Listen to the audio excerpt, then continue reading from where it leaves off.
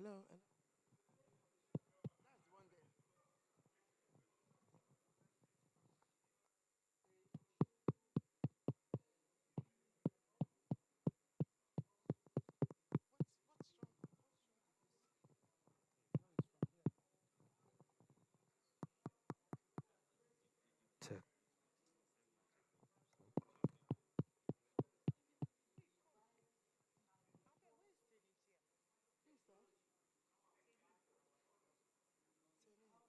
10 Ajayi. She's in Edo State. Yes, yes, yes. Yeah, she's the zone. Oh, okay. Are you from Ilorin? Oh, ooh.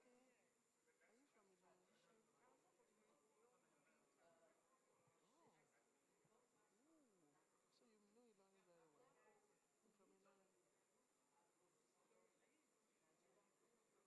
I didn't grow up there. I don't even know there.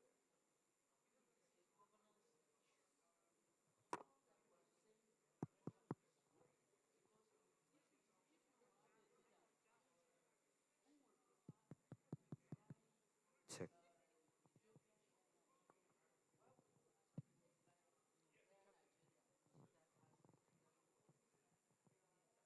15 minutes, or rather 20 minutes. 20 minutes. 20 minutes to round off.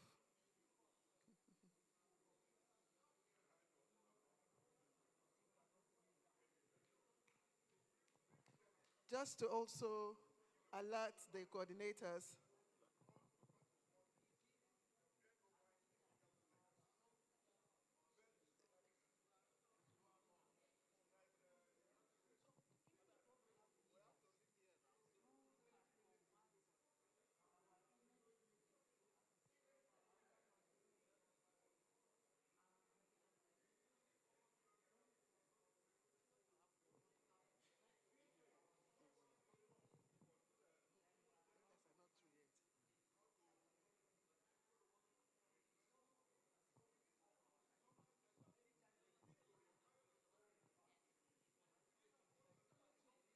You guys are not through yet.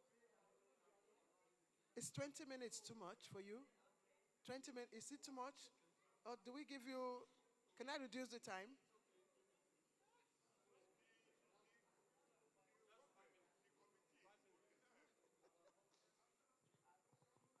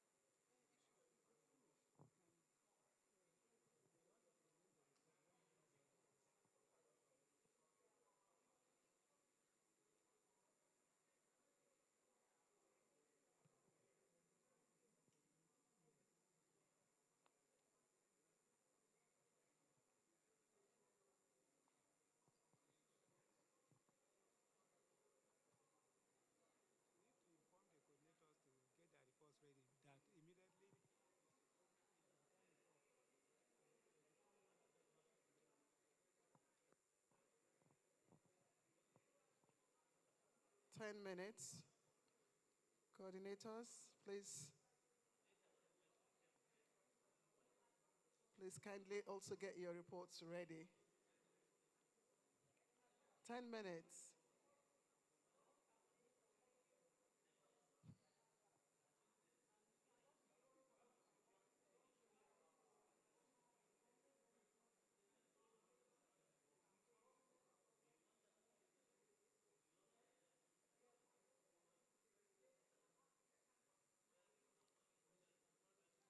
Ten minutes.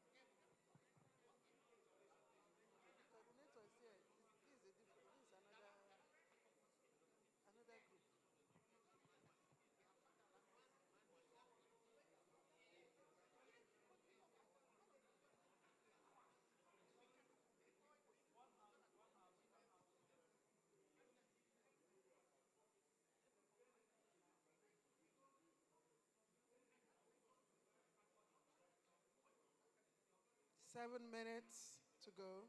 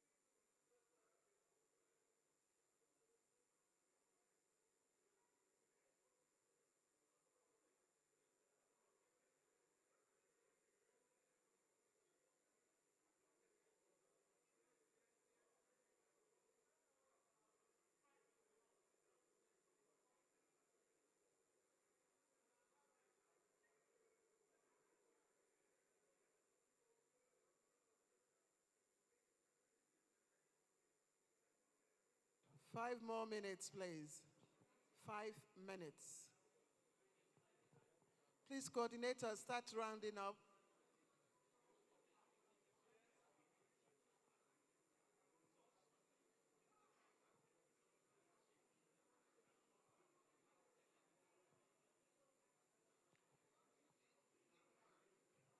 Please, coordinators, start rounding up, please.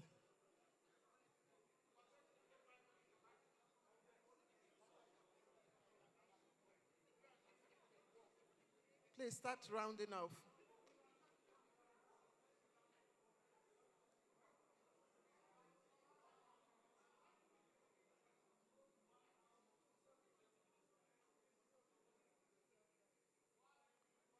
Three minutes.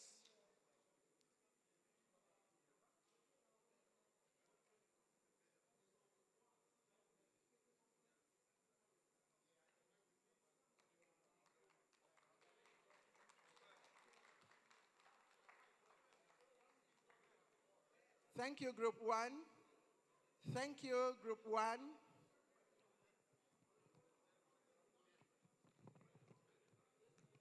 I'll start counting down. Group 2 and Group 3. I'll start counting down.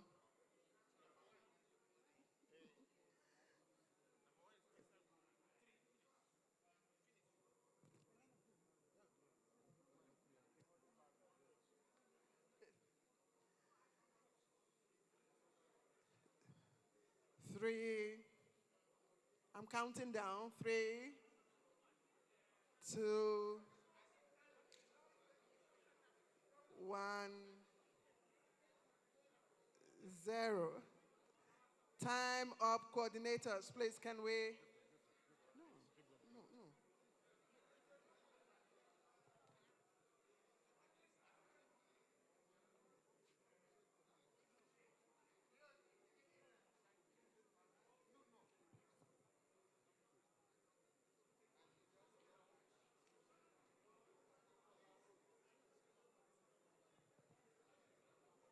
Thank you.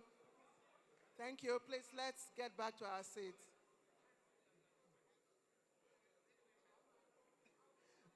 Please, let's get back to our seat. And coordinators, are you ready for your presentation? Coordinators, please.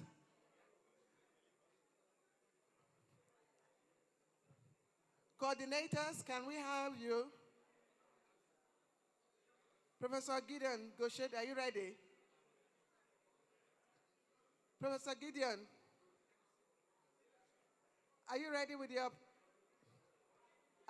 your report? Dr. Yama, are you ready?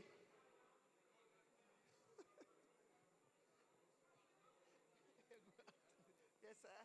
Yes, sir.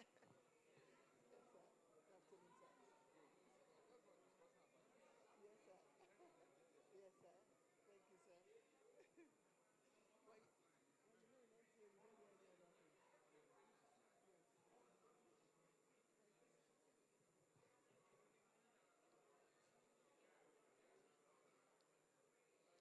Professor Gambo, are you set?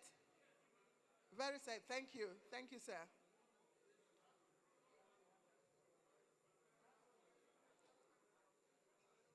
So I'll start from Professor Gambo. Professor Gambo, may I start with you, please? Please be seated. Please take your seats.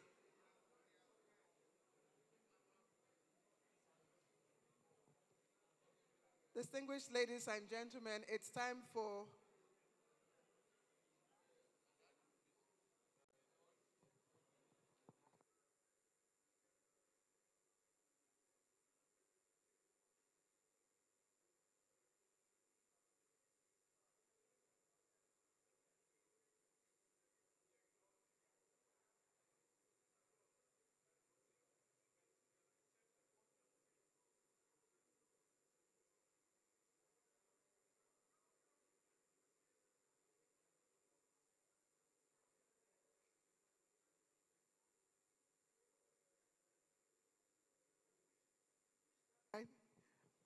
please, I've been directed to call all three coordinators up the podium.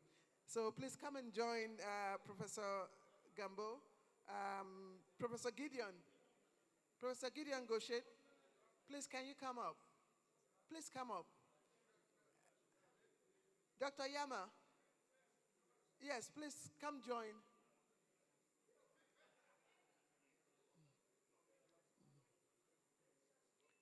Professor Goshet, please join him upstairs.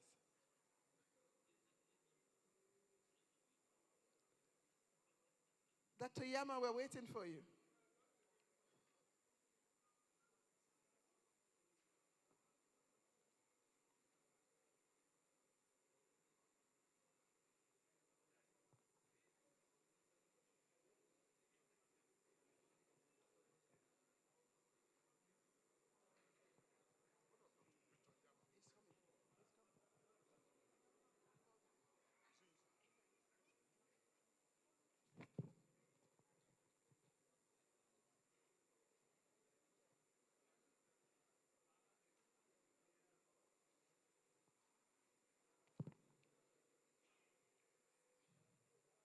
So, Your Excellencies, would like to thank everyone for their participation in the syndicate sessions or breakout sessions, 3 of them that we had. And now we are going to receive the reports from the coordinators of Dr. Yama, if you don't mind. So for better visual effect, you kindly sit on the seat to the immediate left of Professor Gambo.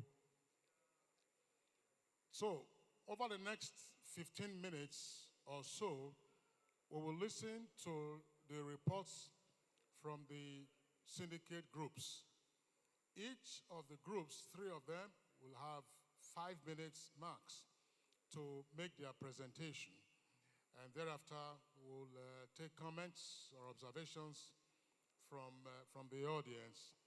The communique committee is still working, and it would need inputs from the conclusions of the various syndicate groups to incorporate into the draft communique.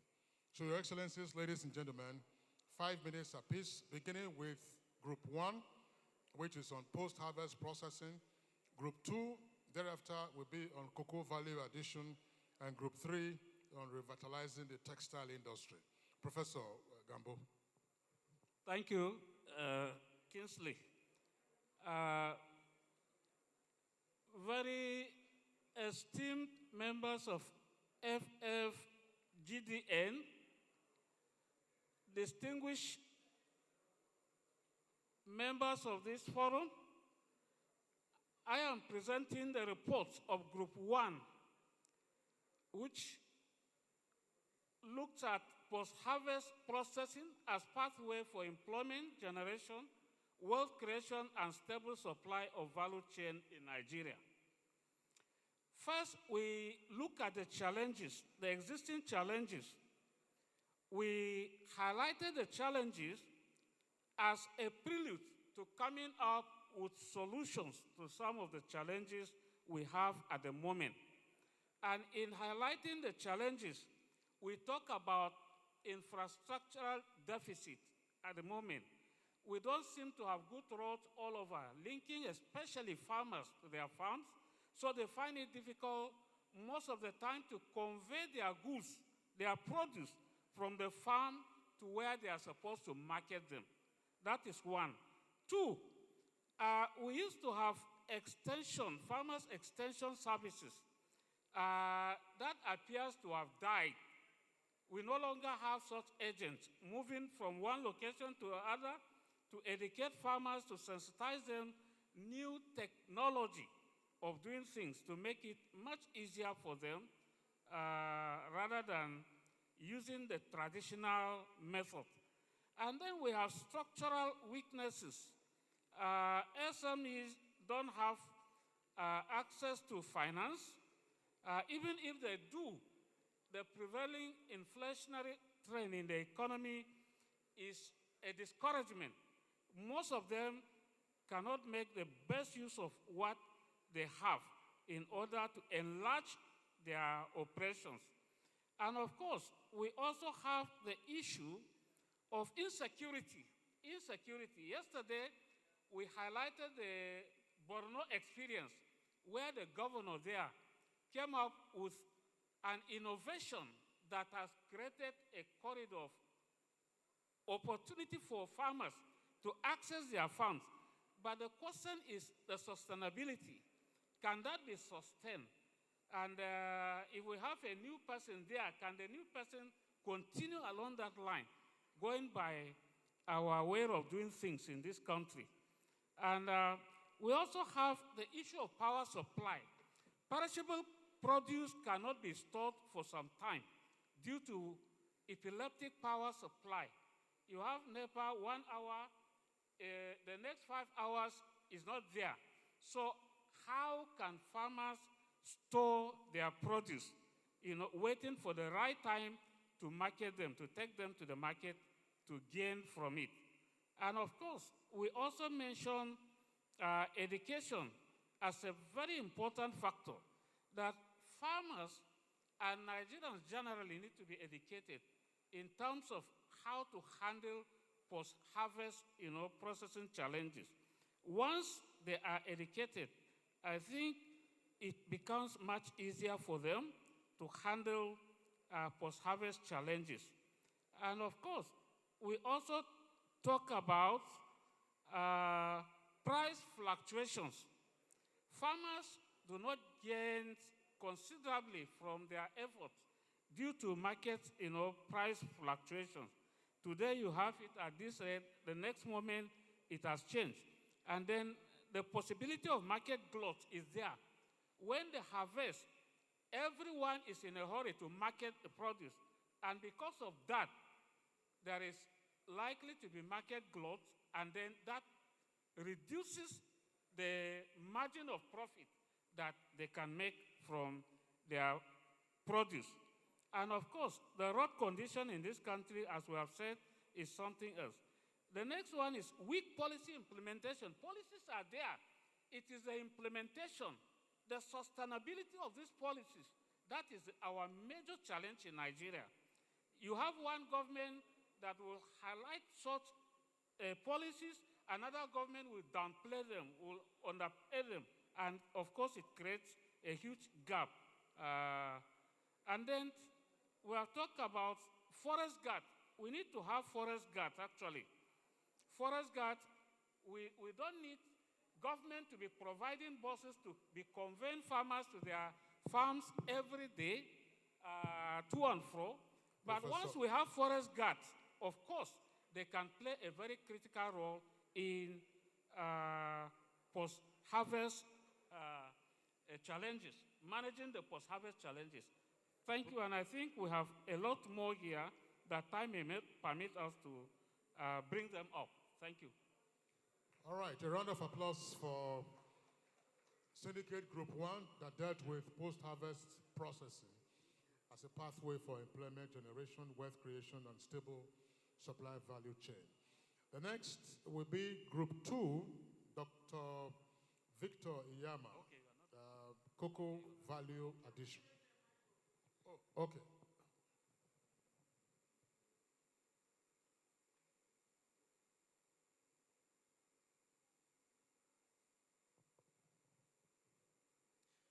Thank you, syndicate coordinators. Please, as you finish presenting, give a copy to the communique committee so that they can continue their work. That's one. Two, let us try to keep to the time because we still have to discuss the draft communique. Still have to be presented. And it won't be good for us to keep ourselves here for longer than necessary. You remember that English? Not longer than necessary.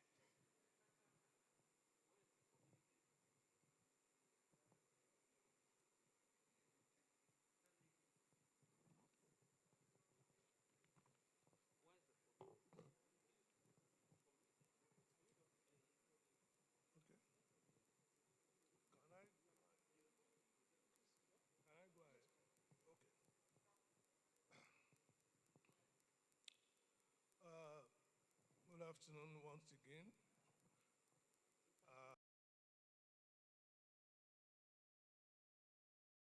The number 2 committee dealt with cocoa and cocoa development. Well,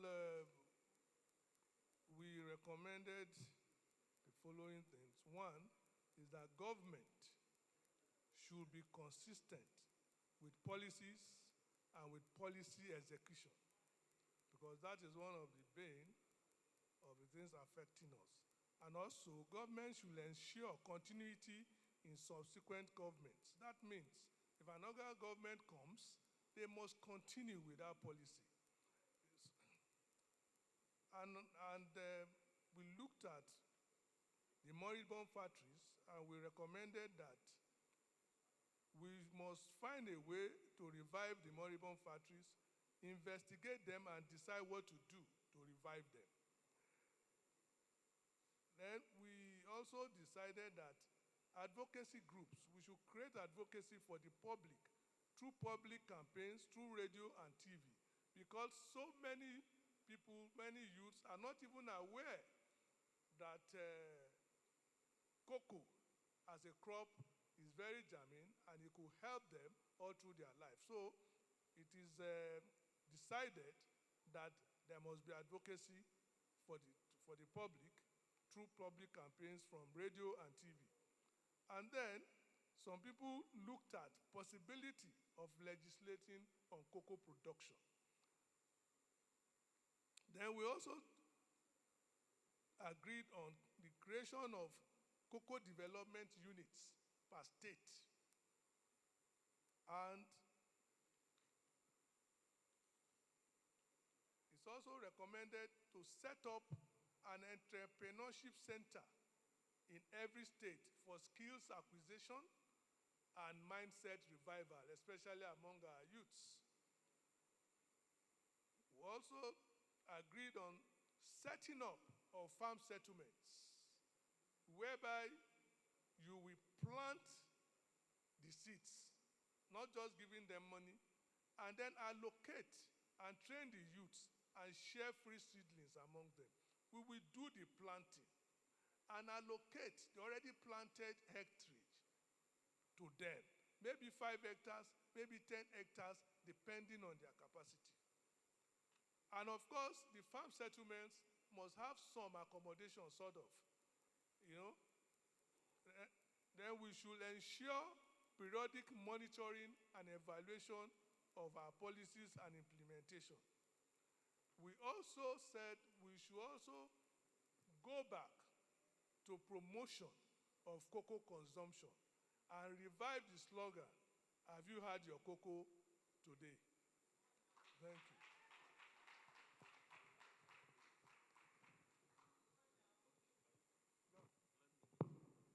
Thank you very much, Dr. Victor Iyama, Coordinator for Syndicate Group 2 that dealt with cocoa value addition.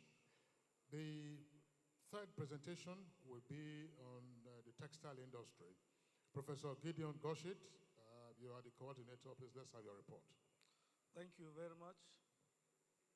The chairman, ladies and gentlemen, one thing we need to note with the Nigerian problem is that all what we are talking about are interwoven.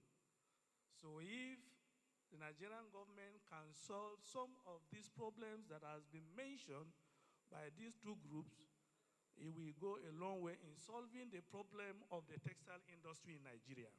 However, the problems the group discovered about the textile industry includes, but not limited to, the following. One, the problem of electricity, power.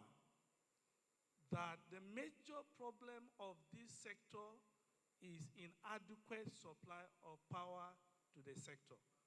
Once, if that is resolved, Nigeria will find a way out of this problem in the sector. Two, inadequate access to funding, both to the farmers and to the industrialists. Three, the issue of corruption. Whichever way the Nigerian government will solve the problem of corruption, it will go down in solving the problem of the sector facing. Number four is lack of enabling environment in the textile industry.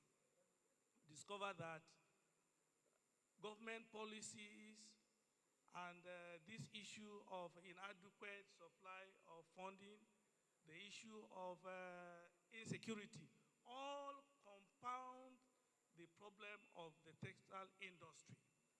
The other problem the sector faces is also the issue of dumping. Nigeria has become a dumping ground of foreign goods. The second-hand clothes and others, they all found their way to Nigeria, which actually dealt and is still killing the textile industry in this country. The other problem again is the porous nature of our borders. Nigeria hardly controls the goods that are coming in and they are going out of the country. In all borders of the country.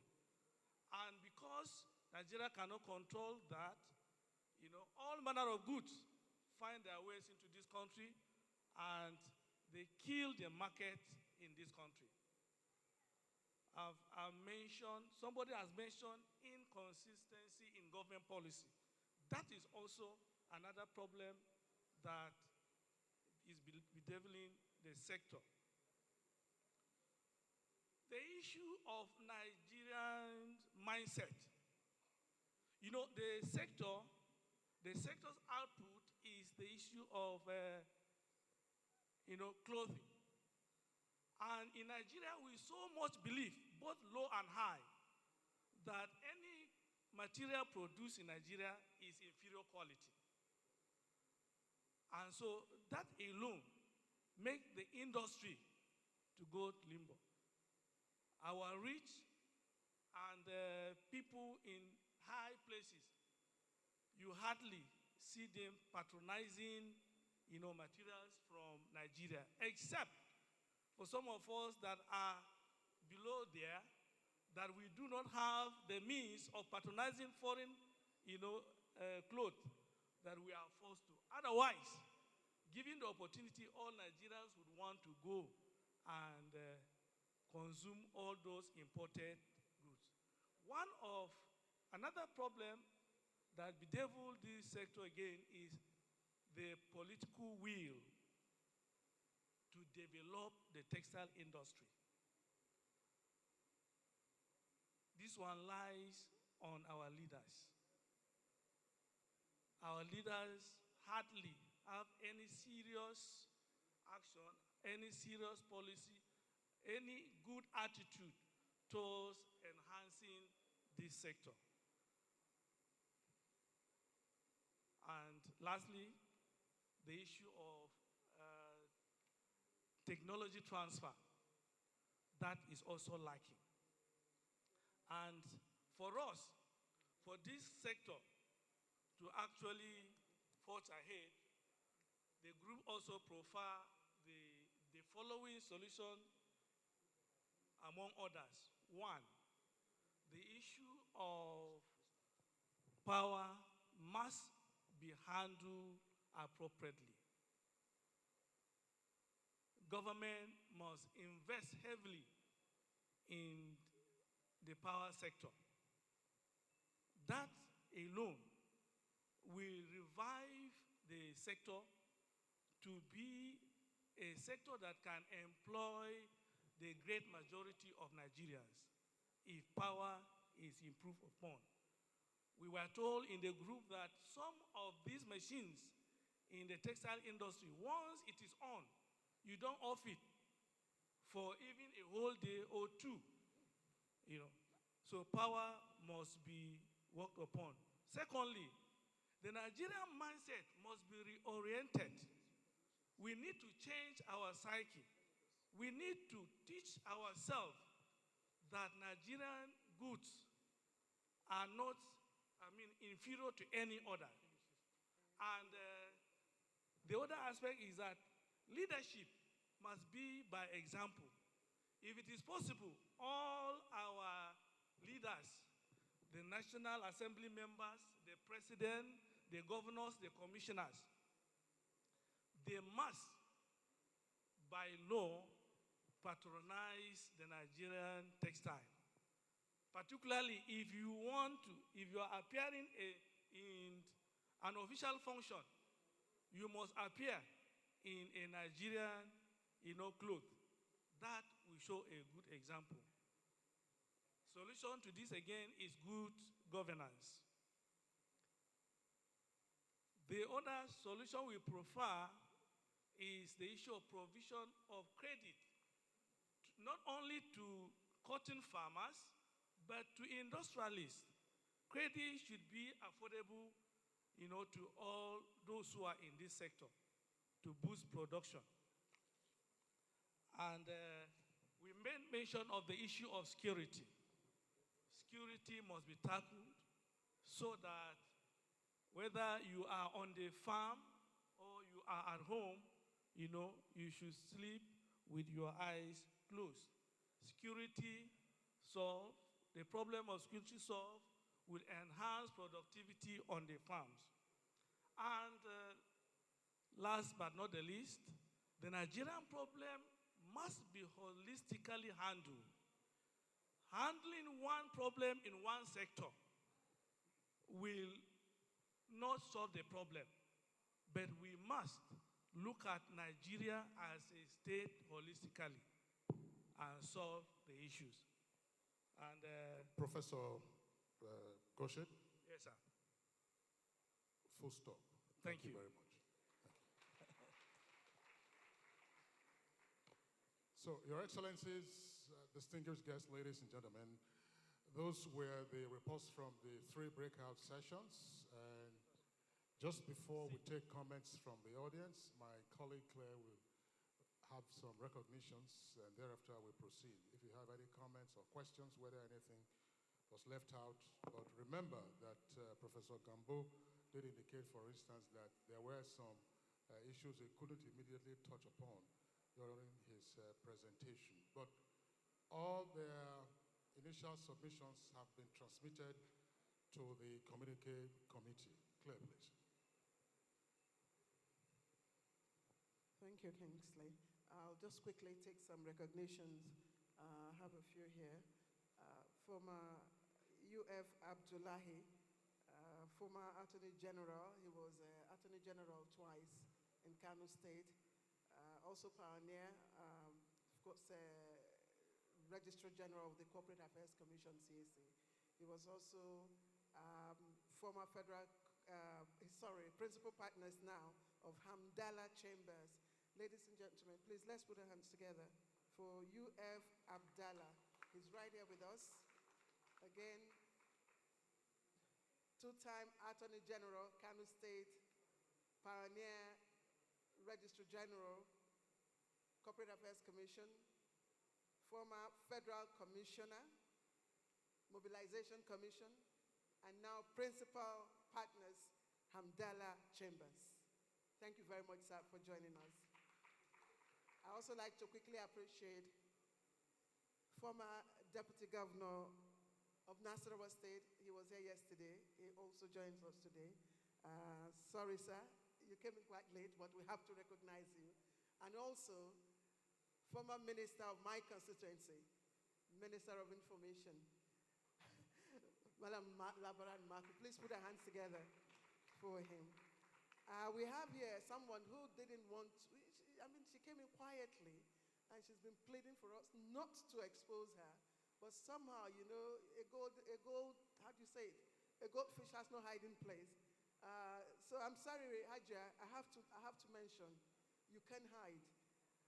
Hajia Hadiza Salamatu Mohammed Balla, she's right here with us. Please, can we put our hands together?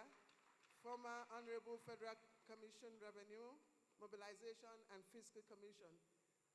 Hajia, please, can you stand up again? She's been here all day, quietly. She didn't want to.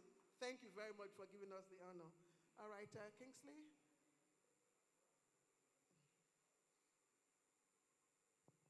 So, Your Excellencies, distinguished guests, ladies and gentlemen, we return again to the coordinators of the syndicate groups.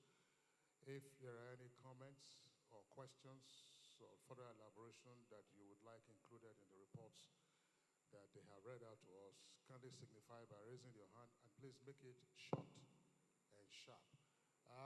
Can I get a younger person, please, to run the errands of taking the microphone to the persons that we're going to identify? I said a younger person. I didn't say, I said a younger person. Claire, good morning, Nigeria, we do now. Please, you know, we know. Oh, Claire, please come and vet. Don't mind us, Your Excellencies. Okay, number one, let's take 3 or 4 in the first instance. Yes, 3 or 4 in the first, thanks a lot.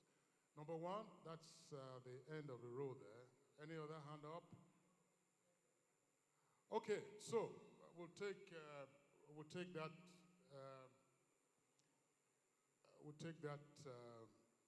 first questioner. Let me, Claire, you dismiss the lady. Don't worry, don't take the microphone. I'll have to run.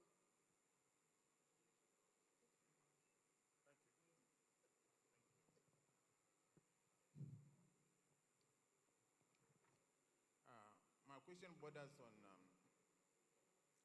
Agricultural Research Institute, Zaria. We are told in India that once you abandon research, then you should abandon farming.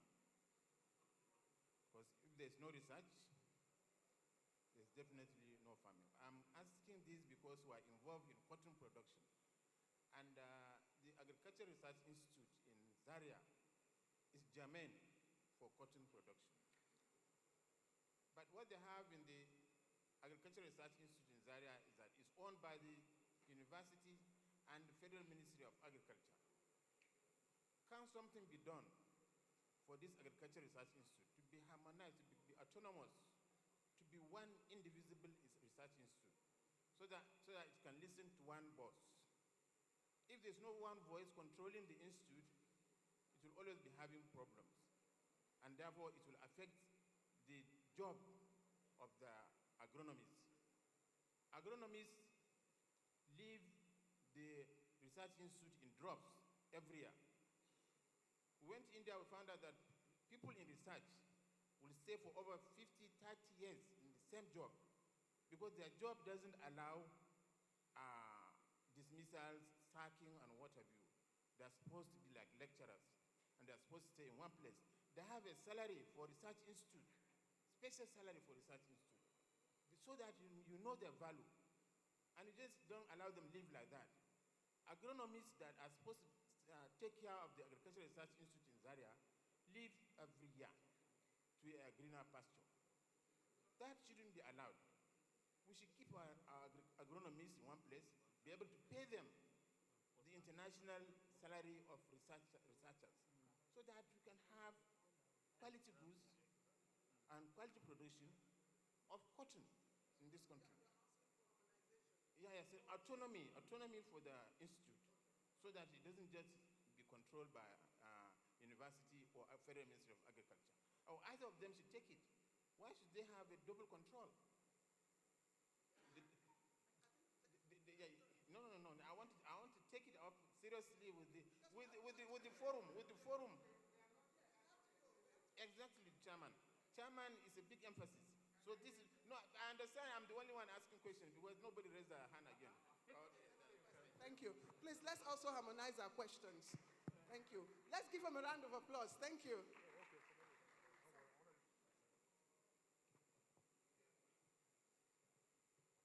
Your Excellencies, other protocol recognized. The issue of our industries, particularly with special reference to textile industry sector. The thing is that we've not told ourselves the truth in this country. Foreign materials cannot compete with Nigerian materials. As at 80s,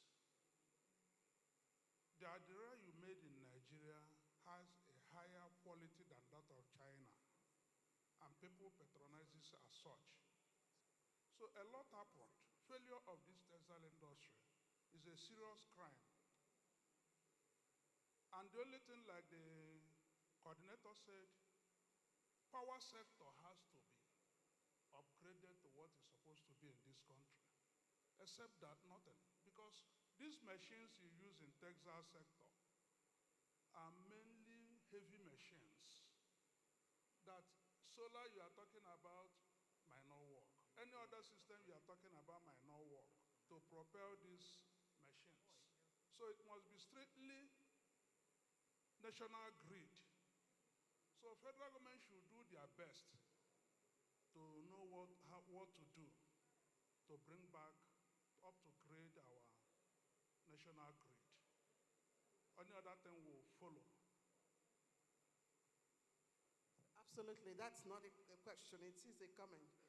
Thank you very much. Any more questions? Please, I humbly ask that we just go straight to the questions. Let's harmonize all questions and then make it one simple one. Any more? Okay, sir. Well, on agro processing and production, I don't know who is in charge of agrochemicals. I live in the village, and what I've seen in recent times is that our lands have been destroyed by all kinds of agrochemicals from around the world. I go to village this time, I don't hear a toad, I don't see a butterfly, I don't see an earthworm, they're all dead. So the soil cannot really breathe and reproduce. So unless we solve the problem of agrochemicals, my fear is in the next 10, 20 years, Nigeria agriculture may be dead. And then the food produced, we tried to export the yam to England from Nasarawa State. They said that there are too much chemicals in our yam. So when they tested it, they refused to buy, so it stopped. So it could not be patronized. Then the fruit we sell on the tree, from pawpaw to oranges to banana, the chemicals in them may be promoting cancer and all kind of problems that we're having. So can we have a policy to deal with the issue of chemicals, agrochemicals particularly, and food storage? These are all the problems. Thank you, sir. Thank you, sir. So, this is a democratic situation. Thank you very much for pointing this out for us. So please, if you have contribution, make it very, very, go straight forward to the question, to the brief. Thank you very much. My name remains Ralph Ibu, former secretary to Abia government. I had wanted to reduce it to a question since I operated from a secretariat. But my comment is, isn't it an irony that Nigeria, by current population census, is estimated to be about 200 million. And out of it, statistics I read, as a man that wants executive power, shows that If care is not taken over, 130 million Nigerians can't find food. And yet, English language is a compulsory course. And agriculture is optional. How does that appear? What does it show? Is it a serious nation with a leadership that wants to tackle the problems from the root? Finally, I was at my own zonal talk shop. I am not into textile, but deliberately I'm an Igbo. I promote the Igbo dress because I know that there is strength in diversity. It's not because we are different. I told them a story recently. I was going to London and I had a sister with me. And she went and wore jeans and tight it and this is their beautiful, very enticing top. And I told her immediately, I said, you are going to be a problem to me. Because unknown to the black man, there is a war of identity going on. And I had my fine Ishiago, and as soon as they saw me, the officers, whether customers, they would say, welcome, sir. But they kept holding my sister on because she looked like them, and that in psychological terms gave an impression this one could run away.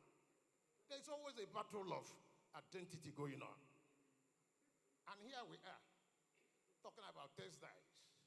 All of us having this ravenous interest on foreign goods. Finally, the whole thing I saw there, as we were discussing, normally I don't like to talk, I belong to the critical class. The bottom line I have always told them, be a chairman, be a state governor, be the president, is the challenge of ability and sound leadership. So why do you people rig elections? Thank you. Thank you, sir. I'll take one more. Thank you so much. My name is Slick Ogo, media practitioner from Abia. I just want to add to the recommendations, I think something that can enrich the communique that we are trying to produce. And that is to say that this very forum should be able to recommend to the National Orientation Agency to go beyond sloganeering. What you see on television are slogans, having young people dancing and all that. There are more important messages, like the one that came from the Cocoa Development Unit, that's talking about the fact that if you look at what is going on, you see that most of the people who are presently cultivating cocoa are getting old, and you don't have young people that are growing into that very profession. So there's a need to find media messages that would repackage this same message, make it more attractive for young people. Let it be something that we can pitch to the younger generation, and they will see the viability of cocoa production and also come in there before we lose the current generation of cocoa farmers who are getting old. Let this forum be able to make that strong recommendation that the government agencies involved with communication of vital messages should also think about how to pitch strong messages like this to the young people so that they can also buy into it. Thank you. Fantastic contribution there. Thank you, Slick. Kingsley, that's all from here. But I would like one more question from a lady. No woman has said anything. Your Excellency.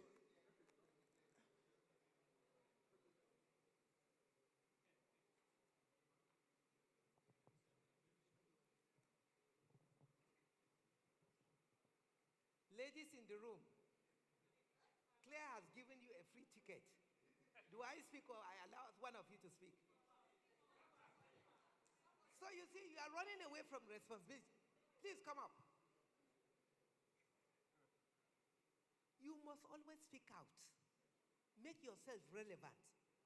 Make yourself, let your presence be seen and known. Now, you are lucky we have a female MC that is trying to give you this special privilege. So let me allow you to speak. Thank you, ma'am. It's not really a question, it's a kind of contribution which I made in the group where I had my own discussion. These mindsets we are talking about, Nigerians, we must learn to love ourselves. We must learn to recognize how good we are. We don't have to continue to be some other people. We should accept who we are and be proud of who we are. Now, we talked about the textile industry, and if we accept made in Nigerian materials, clothing materials, I mean, you will see how beautiful we look in them. But this is the problem. If I bring materials here now and say this is made in Nigeria and this is from Turkey, you will see that made in Nigeria, nobody will patronize it. In fact, if somebody buys it, you will see other Nigerians saying, oh, she's wearing a barmaid. Oh, he's wearing a barmaid. You know? Not knowing that most of these things we are not proud of. People out there can pay anything to have them. They know how beautiful these things are. These made in Nigerian products. But we who own them have refused to recognize them. We must change this mindset. It's very important for the National Orientation Agency to try their best to have this reorientation of our minds, to recognize that we are good enough, to recognize that we are a unique people. Until we change this mindset of not feeling enough of ourselves, a lot will not change. Even if the government does a lot, does this and that, everything that needs to be done, until we accept who we are, so many things will not change. This is my contribution. Thank you, wonderful. Be a real Nigerian. Be a real Nigerian. Thank you, Your Excellency, Dame Paul and Talent, for calling out the women. I have another woman here. Thank you very much for this opportunity to speak. I'd just like to speak to the implementation of the communique that will be brought out from this forum. What will happen after now? If everything that we have done is taken to the government and nothing is done, will it die here? That's my question. And I would like to suggest that this forum should take up the implementation of these things that have been suggested, not just passing it on as a communique to the government, because the government can decide to implement or not to implement. That's the first thing. Or let me just end there. Thank you. Implementation. Thank you. And I think I know that the peer review group inaugurated a few days ago set up a committee, 15-man committee, to review the 8-point agenda of Mr. President. And they're supposed to do periodic reports to the forum. And the forum, of course, will present the report to the authorities you are saying. So I think that already action has been taken. But it's a good suggestion. Thank you. Kingsley, I think that's all I have from here. Yes.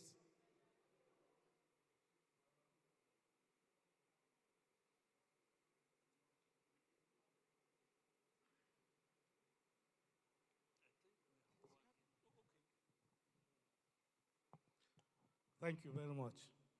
Let me try to attempt some of these questions, and my colleagues here will do it. First, on the issue of whether it is possible to make the research institute in Kaduna independent. My answer to that is that it depends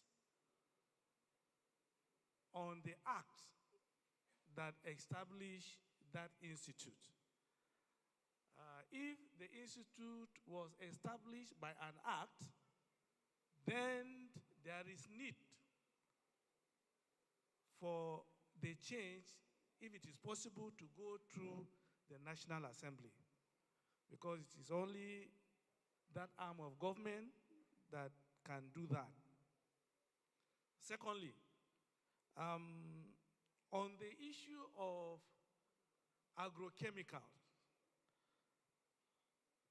thank God that the former minister brought it. In fact, almost everywhere in Nigeria, in our villages, sooner or later we're going to be confronted by that problem. I think the government of the day, both at the state and federal level, should start thinking about that. And I would want to suggest that the government can fund our universities or research institutes to start looking at that now before we are confronted with the problem in the future. The last one, the issue of whether the communique or whatever arises from this place, the government does not take it. Where do we go? I believe that the forum of the former deputy governors of Nigeria have their mechanism of reaching out to the government. That will be entirely their responsibility. And I know when they approach the government in that angle, the government may listen to them. Thank you very much. Dr. Yama? Thank you very much. Let me start with the question by His Excellency Labaran Maku on the widespread use of agrochemicals in Nigeria today. And I think the growing rate of cancer in Nigeria is partly a fallout of this widespread use of agrochemicals, all in the name of you want to kill, grasses so that they don't grow as rapidly as they, or to bring about improved yield, I think that there is a way that we can do away with these agrochemicals in favor of organic fertilizer. If you take for instance the waste coming from poultry farm. In fact, many people are gradually keen into that now. They use waste from poultry farm in place of inorganic fertilizer because it has been made known that inorganic fertilizer is largely responsible for the health challenges most Nigerians are contending with today. And so I think, like you suggested, sir, government should come up with a policy to regulate this use of agrochemicals. It's really, really not helping us, actually. People are coming down with all kinds of diseases arising from the use of these chemicals. And then patronize, make in Nigeria goods. I think government itself is guilty of this, actually. Government has no moral strength to criticize citizens or to tell citizens to patronize make in Nigeria goods when government itself is patronizing foreign-made goods.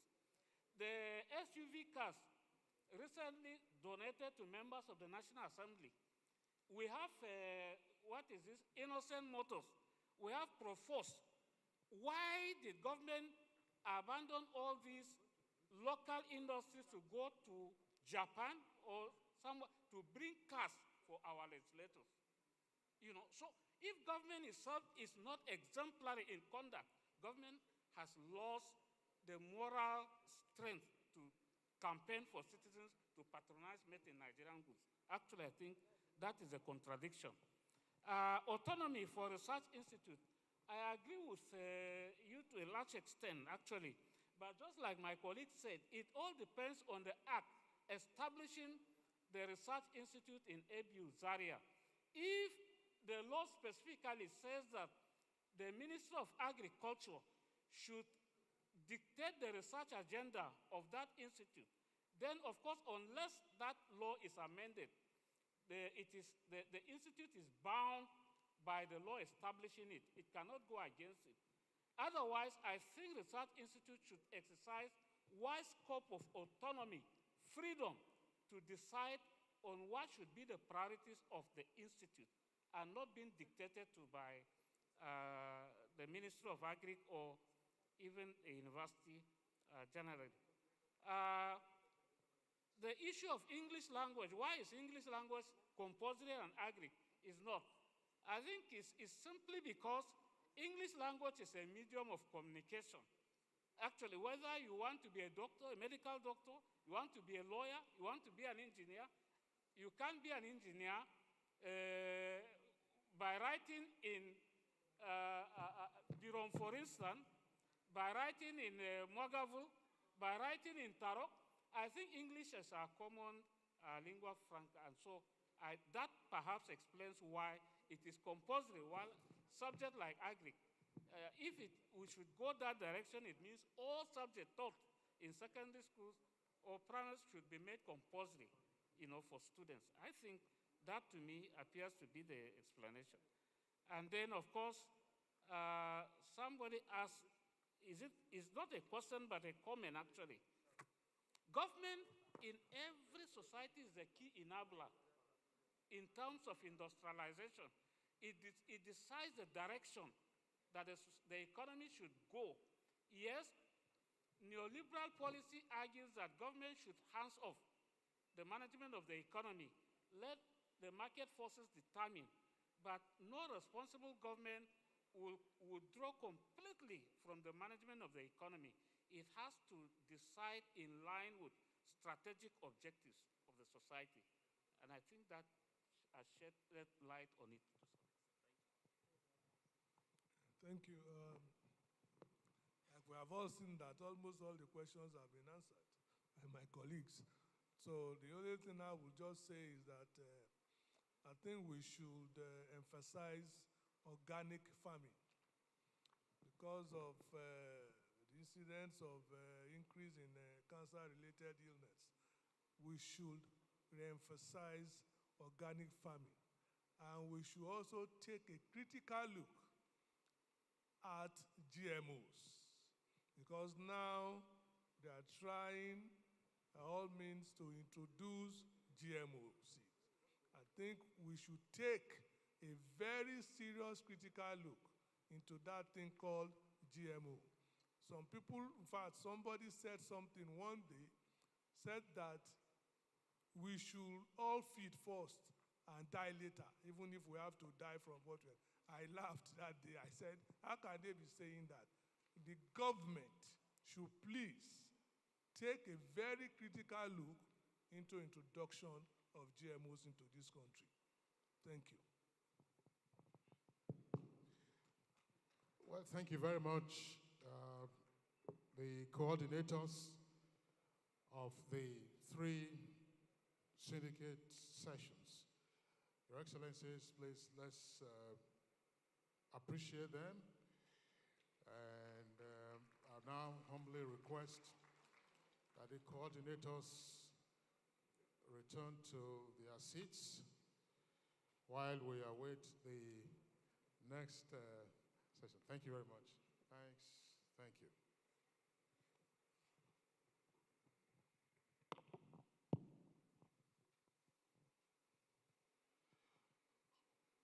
The next item for us to deal with is to receive the draft communique. And after we're going to have already informed the bandmaster to lighten up the environment, but so that I don't forget, there was an issue raised by His Excellency, the former Deputy Governor of Nasarawa.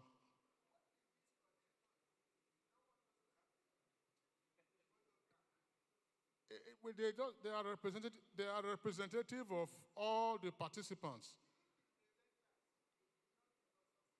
You wanted photographs with the presenters, with the coordinator. All right. So the coordinators of the syndicate groups, please, 3 of you. Yeah, the three coordinators of the 3 syndicate groups, and the 3 paper presenters, please kindly step forward for a group photograph, along, of course, with the national chairman, the chairman of the Board of Trustees, and other excellencies, deputy governors who are here present. Please, let's step forward for the group photograph. The 3 paper presenters in the morning, 3 syndicate group coordinators, Your Excellencies, members of the Forum of Former Deputy Governors.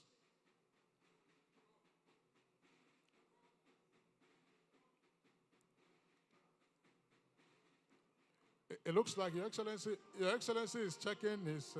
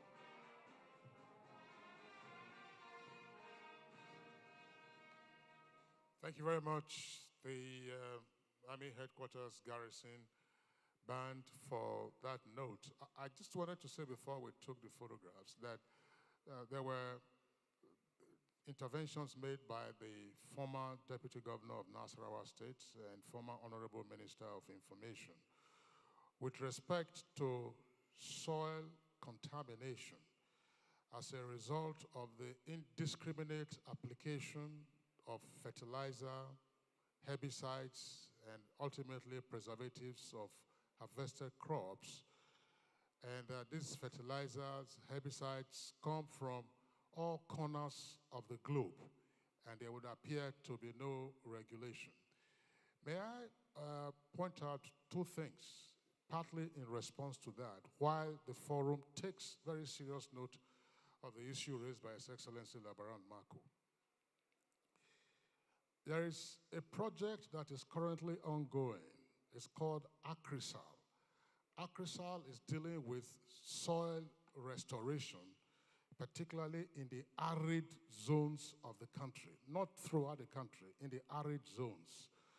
So the states that are under the activities of ACRISAL should ensure that maximum advantage is taken of the activities of ACRISAL.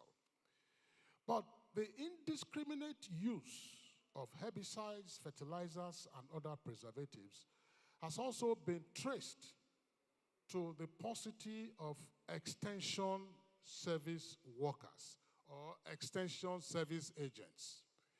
And it turns out, Your Excellencies, that state governments are not making enough or adequate investment in the recruitment, training, retention, and deployment of extension service agents. And I think that this is a matter, assuming the governors are pretty busy, it's a matter that can be assigned to deputy governors who are currently in office. That we should, every time you hear they are recruiting teachers, but what about the extension service agents? I think that is one matter that the forum may wish to look into on the basis of the concern raised by His Excellency Labaran Marco. The other is to also point out that at the moment, the Federal Ministry of Agriculture and Food Security is driving what is called soil health. In fact, 2 weeks ago at the banquet hall of the presidential villa in Abuja, the Nigerian Farmers Soil Health Scheme was launched. But of course, this is just the beginning. And states, therefore, must take interest. It has to do with a soil health card that will give you an indication of the quality of your soil, how you use that soil for agronomic practices, and so on and so forth. Again, if state governors are pretty busy, this is a matter that deputy governors may also pay adequate attention to. Dr. Chris Okafor, earlier when you made your presentation on cocoa value addition, you talked about what happened during the Obasanjo years. And I recall that period with a great deal of nostalgia between 1999 and 2007. Because of the committee that was set up, His Excellency, the former Deputy Governor of Taraba, right there, of course, right there, I can see him. He visited the Federal Ministry of Agriculture and Food Security sometime last year when there was a team from CRIN, the Cocoa Research Institute of Nigeria at Ibadan, visited. And he spoke extensively and again with a great deal of nostalgia about what they did as deputy governors at the time. Why was it that after Obasanjo left office and only a few years of former President Goodluck Jonathan, the attention that deputy governors focused on cocoa dwindled, and then we are back to square one? What is it that deputy governors on their own through this forum, now as former deputy governors, can do to ensure that we return to that era? Because at that time, Chief Michael Giadome was deputy governor in Edo State. And 3 states in the country were competing for number 1, number 2, number 3. Ondo always was number 1. Cross River, number 2, and Edo was number 3. What happened and what should happen again? I think that Dr. Okafor, I'm sure you are also very passionate about these issues. If the communique drafting team is ready, are you ready? All right. Claire is signaling to me that, Excellency. Let me address one of the issues you raised. Last year, we discussed the issue of research, especially agricultural research. We also discussed the issue and problems of lack of extension services. Our communique captured that. Communique number 13 was on youth entrepreneurship skills should be encouraged through agricultural extension services, agricultural extension centers, and demonstration farms. There is urgent need to strengthen agricultural institutions and linkages with relevant research centers. So, some of these things being mentioned, we have captured last year during our last conference, the third conference. So, the issue of also inputs and the types of inputs and all that was captured at one of the days. So what we'll ask the communique committee to do after reading out the draft now, we will take a decision and then go back to put in some of these issues that require, especially the question, the points raised by His Excellency Labram Mako on the issue of soil and the issue of chemicals. But I just want us to know that this forum already treated the issue of agricultural extension services, or treated the issue of research. One of the things we asked for, why we said the government has done some things, a number of them. One particular one that we are happy about was the issue of doing something about the Bank of Agriculture to revitalize it. And we all know that some useful actions have been taken along that area. So we'll continue. It will get better. Thank you very much.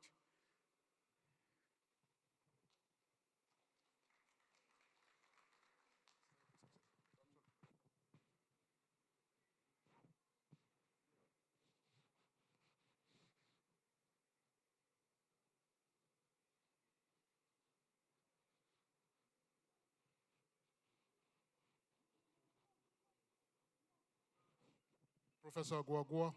Sorry, please. That is his name, Guagua. I didn't say Guanguo. Sorry. It sounded like Ngwongwo. Chairman, distinguished chairman, and every one of us, please, on the issue of agrochemicals raised by Honorable Deputy Governor of Nassau State, agrochemicals and fertilizers. His observation is right. The next 10 years, if nothing is going to be done, is going to be terrible for us. But let me start with fertilizers. Fertilizers are supposed to be soil and location specific. You don't apply fertilizer generally all over the place. We are lacking in that area.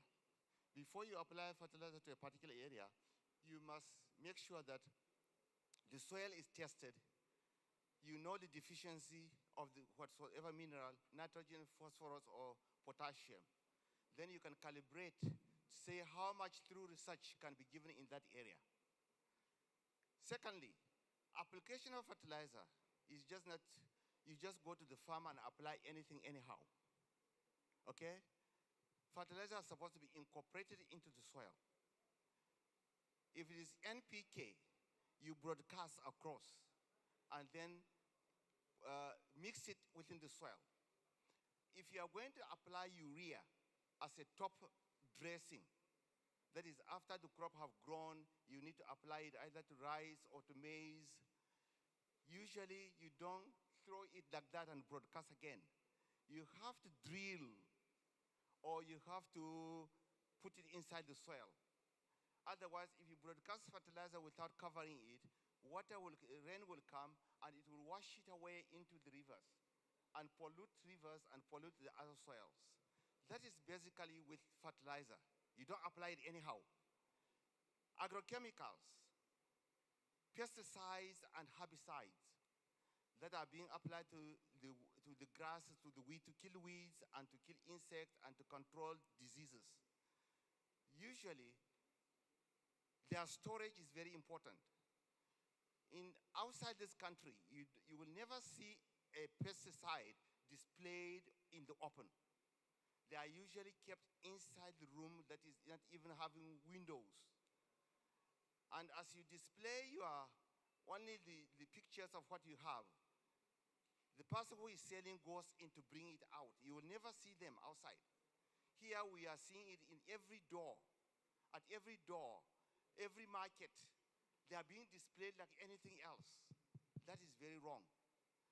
Secondly, when you apply them, you don't just apply, because most farmers, when they go and buy these pesticides, the seller will tell them, look, measure 1 tin of Prof, we agreed for 2 minutes. Pig milk, pour it into the whole knapsack sprayer. No, that is wrong. Usually, you are supposed to calibrate your sprayer. And there's a method of how to do that. extension agents are supposed to teach the farmers. You calibrate your sprayer, and again, the quantity to be applied is. Prof, you said 2 minutes. Yes, is written at the back of the pack, which you are supposed to read and interpret and measure correctly. Most farmers cannot be able to do that, so they overdose, and the rest of them. And as a result, we are polluting our environment, the soil, water, and even the air. There is a need for massive education on the use of these agrochemicals. Thank you. This is my plea. Thank you Thank very much. Let's put hands together, Professor Gwangwam. Thank you. Thank you very much. You know, I learned that if you want to test the listening capacity between the youth and the elders, just put everybody in one room. After 30 minutes, one group will bring out their notes. The other group, if you just take a look at the back, you'll see what they're doing. They'll bring out their phones. We know who they are, the youths. All right, let me welcome Dr. Lizzie Ulumma Asmora, a member of the Communique Committee, to present the draft. Is she around? Dr. Ulumma?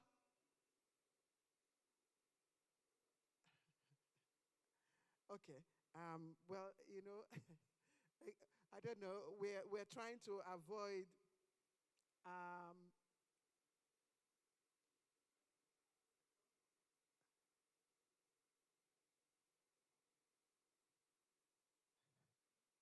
Your Excellency, sir.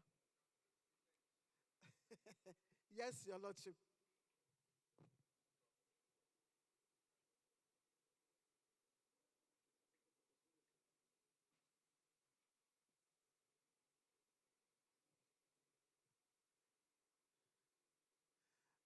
All right.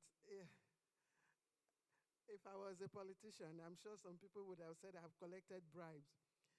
But I'm not a politician, I'm a journalist. There was just a break in transmission, and we decided, I think Dr. Ulumma has other responsibilities. So Associate Professor Uwem will do us the pleasure of reading the communique. So let's put our hands together for Associate Prof. Uwem to give us the draft communique. Thank you.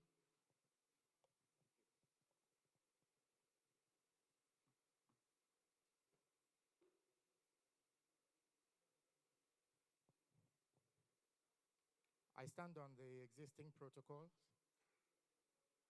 to present to you a draft copy of the communique. Draft communique at the end of the 4th National Conference of the Forum of Former Deputy Governors of Nigeria, FFDGN, held at the Abuja Continental Hotel, October 28 to 29, 2025, on the theme Boosting Nigeria's Productive Capacity for National Growth and Self-Reliance, the role of leadership, industry, and innovation in policy implementation. The conference, chaired by His Excellency Anyim Pius Anyim, GCON, and declared open by the Honorable Minister of Labor and Productivity, Alhaji Mohammed Maigari Dingyadi, who represented the co-chair, His Excellency Senator Aliyu Wamako, deliberated extensively on strategies for national growth and self-reliance. At the end of the conference, the following resolutions were adopted. 1, the FFDGN commended the federal government's ongoing efforts at economic reform and infrastructural renewal aimed at enhancing national productivity and self-reliance.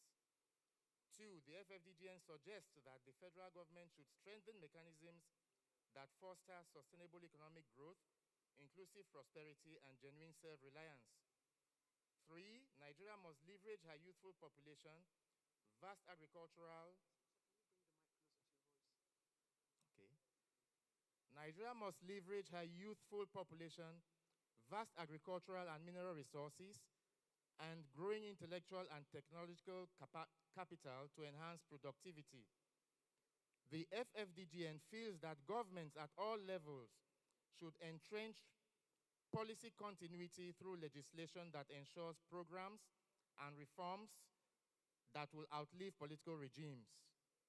5, the forum feels that leaders must promote a long-term vision of productivity beyond political cycles, uphold integrity, and build resilient institutions. 6, the economy should be reactivated through the revival of local industries and diversification into agro-industrialization, solid minerals, and digital technologies. 7, the FFDGN believes that governments at all levels should prioritize education, healthcare, and technical and vocational skills development as foundations for a productive economy. 8, there should be a redefined industrial policy which prioritizes small and medium-scale enterprises as key drivers of job creation and economic growth. 9, collaboration between universities, industries, and government should be strengthened to fund research and promote innovation for productivity. 10, federal and state governments must sustain infrastructural transformation, particularly in roads and reliable power supply, as critical enablers of productivity. The forum is suggesting that government should reactivate moribund cocoa grinding plants and revitalize the textile industry and pursue investments, flexible credit access, and protective tariffs.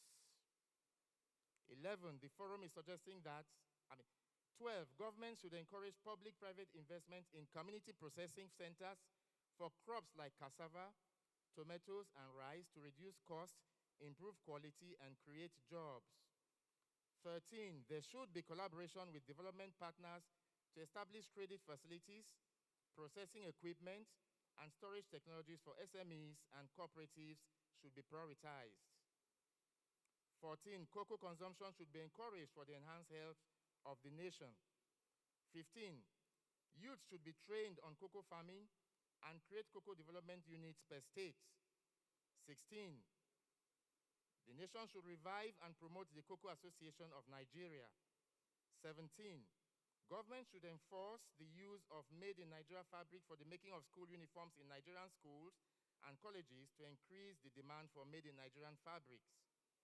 18, government should procure about 100 million cocoa seedlings and encourage Nigerians to plant them and, as a corollary, create employment and shore up foreign exchange. 19, there is need for the reintroduction of agricultural extension services to mitigate the challenges of our farming communities. 20, the Bank of Agriculture should be strengthened and the National Orientation Agency should be available in all states. 21, the FFDGN suggests that there should be a reorientation of the Nigerian mindset and development and inspired desire for made in Nigerian products. 22, the nation should create easy access to low-interest credit facilities to farmers and industrialists. If and when this is adopted, it will be signed by His Excellency Mokhtar Anka, Deputy National Chairman North, His Excellency Barrister Alhaji Azim Bolarumi, Deputy National Chairman South, and His Excellency Chris Alozie Akomas, PhD, FNIM, National Chairman, FFDGN.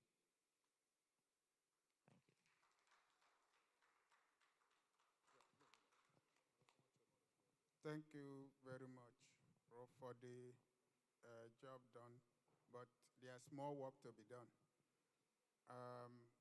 You did not capture the issue of post-harvest. I didn't hear, unless if, was that captured? So it has to be, and all this suggest is recommend. Where you are talking of Bank of Agriculture, what we recommend, resolved upon and recommended last year have been, taken care of. If we are going there now, unless we are going to say to further strengthen, not to, because action have been taken and I think funds also released to kickstart it. I may not be totally correct, but this did not capture it holistically. I want to say that at this point, we have to go back to, more or less pan a bit and some paper. This communique, and we will make copies available to but the key points have been, noted. We will make sure that you get it soonest. I wouldn't know what other things or points that have been missed. I also feel that some things were more or less duplicated, and that should not be. We have to look at those points and areas duplicated and put it so that it will be sharp and straight. Thank you, sir. He's coming now. He can now take over and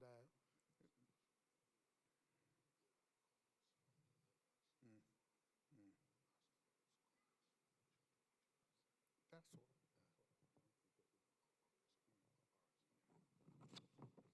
So he will take over from here, and then we take comments and use all of them to enrich this. But meanwhile, I must commend you and the committee for the job you've done. It's not always easy to draft communique. We thank you. Thank you very much.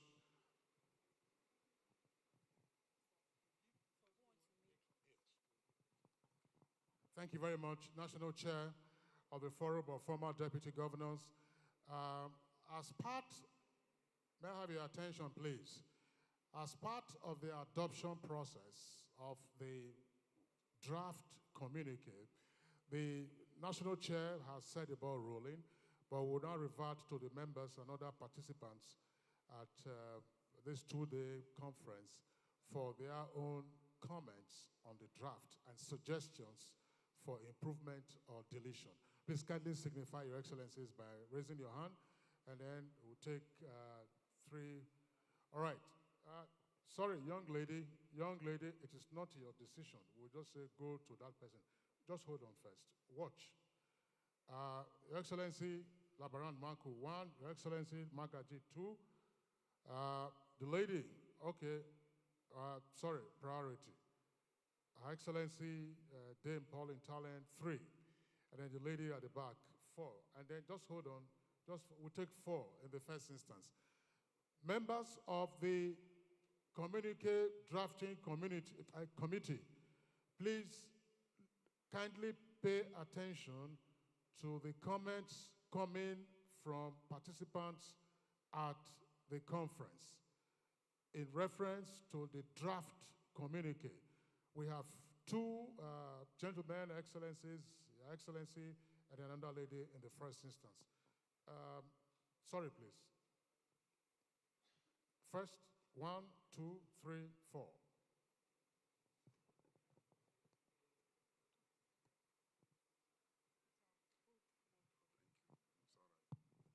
Um, 3 points. 1, the issue of agrochemicals. Maybe they were not very attentive when we were discussing it. I think they should find a space for it in the communique. 2, the Bank of Industry. I don't know whether we ever mentioned it throughout these papers. We were talking about Bank of Agriculture, but actually that is for agriculture. But the Bank of Industry, what are we doing to make money accessible, to industrialists?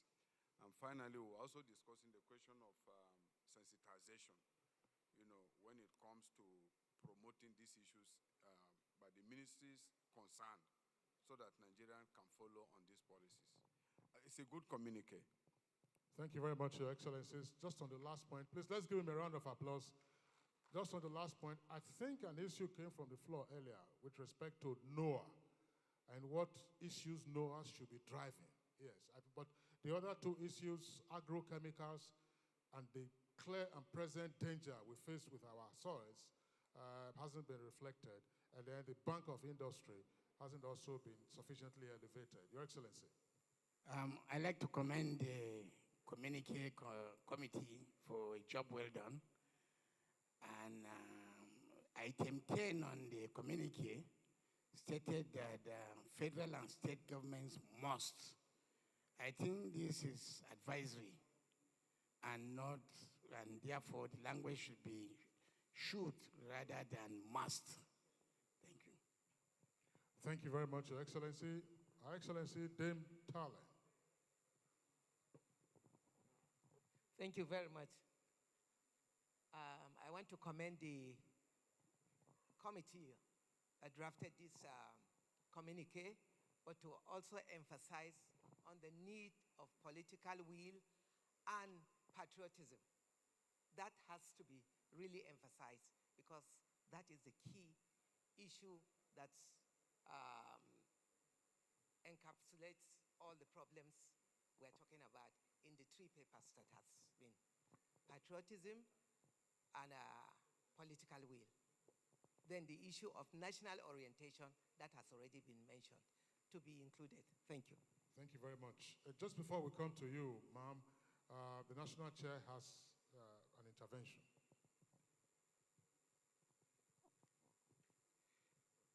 I have something to say, but our elder here want to add to what His Excellency Dame Paul Ntalen said. Well, ladies and gentlemen, Madam has just mentioned political will. This particular committee or forum must have the political will to make sure that the communique ends on Mr. President's table.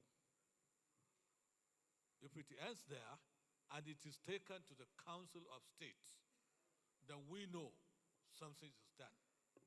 A simple follow-up is not enough.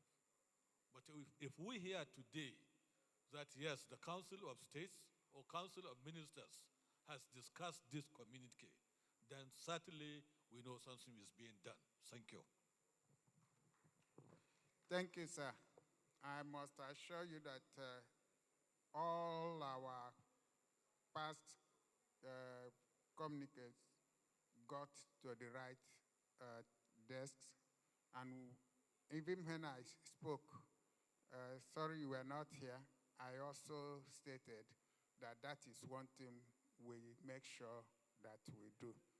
The other thing, the intervention, the communique committee, you know, in trying to capture the point raised about national orientation message conveyance.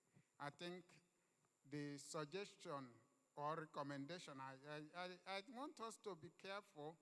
We are recommending, not suggesting. And you don't say must.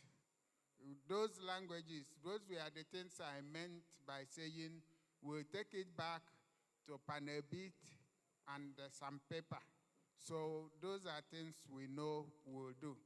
But please, let it not be said that this forum maybe is not aware or that they are ignorant of the fact that we have the National Orientation Agency have offices in all the states and in 774 local government areas. Their offices are existing, and they are also working. They come to our communities, they come to our areas, they come to our villages.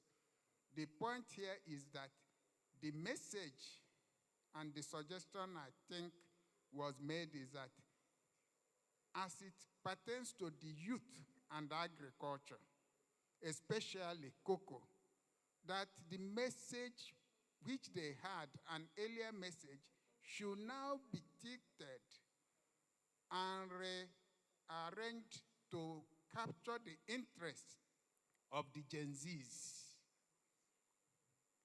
So, and that advocacy should be something that we make them see reason, see the profitability, see the sustenance that could come from being involved in that.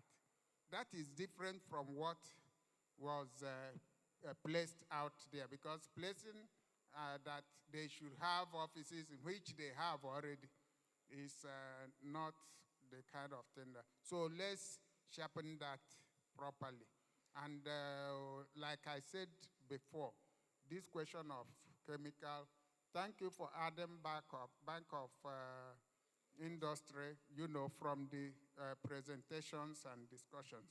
because I did point out that we have done something about Bank of Agriculture, and the government have taken some actions, unless you want to say to further strengthen. That's this. Otherwise, that is not necessary at this point. But let us agree for fact that you need to really provide more funds and make the operation more robust. And I think that is the areas I want us to be clear about. I'm sure the committee is taking all those notes. Like I said, there were a number of things or points that, for me, appeared as duplication. So they will all be brought together to make it as sharp as it should be. Thank you. Thank you very much, our indefatigable chairman. Something just crossed my mind. For all that we've discussed here for the past 2 days, and we all agree that this communique must rest on the table of Mr. President, which our chairman has reassured us. I want to suggest, if you all agree, that the Forum of Former Deputy Governors have resolved to stand with Mr. President in prayers, because the heart of kings is in the hands of God. And the Holy Books teaches us that we must pray for our leaders. Without prayers, what we have been talking about, political will for him to do it, may not work. So if you support or you agree that we should add that as the final listing, that the Forum of Deputy Governors have resolved to stand with Mr. President in prayers, so that God will give him the enablement to do that. If we are going that way, if we must add that, it's not that the forum has resolved to add, unless you want to go the way of saying the forum urges Nigerians to pray for our leaders. But I don't think that is the way we have tried to go. When we commissioned our secretariat, we made specific statements. We also have established the peer review group, the agenda peer review group. I think Renewed Hope Agenda Peer Review Group, I think the work they are doing is very strong support, and the purpose of that is to give unbiased advice, recommendation, and state critical facts when we see that work as planned by that agenda is going well. If it's not going well, we are spending our time and effort to also point out wherever it's not going well, or where it's going well, we commend. Where there is need to add more effort to make it go well, in order for that agenda, which is for the benefit and betterment of Nigeria, which is for the growth of the country, which is for proper nation building to be realized, that we will do our own part by saying, here we have seen how it's going well, we commend. Here we have seen there is need to put more effort. This is what we say. Let us work, and we have given that group a lot of work, and we say report will be periodic. So let us allow the group to work, and that way. Thank you very much. All right, Your Excellency, just before the microphone, before Your Excellency, National Chair, just before the microphone passes, there's apparently nowhere in the draft communique where the concept of the Renewed Hope peer review mechanism is mentioned. Will the conference, therefore, seek to incorporate it, or it's a different item on its own? Where is the lady with the microphone, please?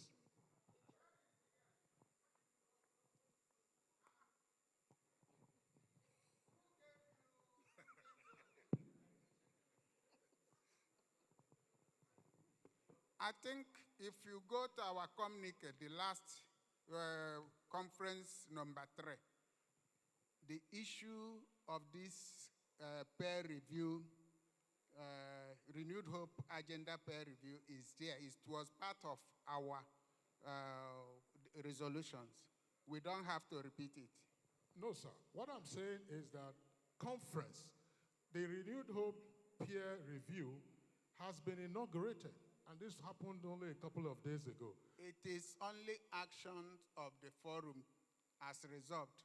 We continue to take actions. There are many other actions we are taking towards the betterment and enhancement. All we want is impact. We'll continue to, we don't have to resolve on that again. Action have been taken as resolved last time. It's now for the group to do their work, and when the results come, we will present it and push it. Thank you, sir. Thank you very much, Your Excellency. The lady, is your hand still up? Sorry.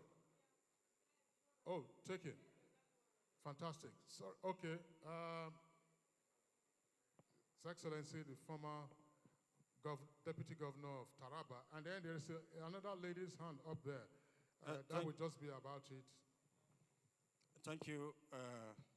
Thank you very much. The chairman of our forum, distinguished ladies and gentlemen. I want to key in with the former speakers by thanking the community group for a job well done. And I would like to thank our elder here, who gave very critical observations on the need for the community to learn to the table of Mr. President. Now, in addition to this, even though the community actually captured the area of extension officers, I would like that particular paragraph to really emphasize, because the key factor in whatever we do in agriculture, in whatever we do in making sure that our teeming farmers are well educated, is through this agri-extension officer. Forget about the media. Actually, not only, in addition to the media can do their job, other critical officers can do their job, but the person that will be at the field to teach them what to do and how to do it is the agri-extension officers. These agri-extension officers have been neglected over time. At the local government level, at the state level, at the federal level, they have been neglected. And that is one key area where Ghanaians, they have achieved a lot in cocoa production because they are using the agri-extension officers very well. In every cluster of farmers, there is always an agri-extension officer there who collects every input from federal government, distribute them to the farmers, and teach them how to use those things. And that is why cocoa today is not under the Federal Ministry of Agriculture in Ghana. It is under the Vice President himself, because that is their economic mainstay. So what I'm emphasizing is that the communique should capture that area very well, because it is very, very important. That is the fabric of what we need to do in agriculture. So please capture that area very, very well. Thank you very much. And again, finally, I want to emphasize that the chairman and the executive bodies should make sure that every segment of decision taking should be followed with vigor. We should have pressure group who will take this thing to where it is supposed to be taken and make sure over time it is being implemented. Thank you very much.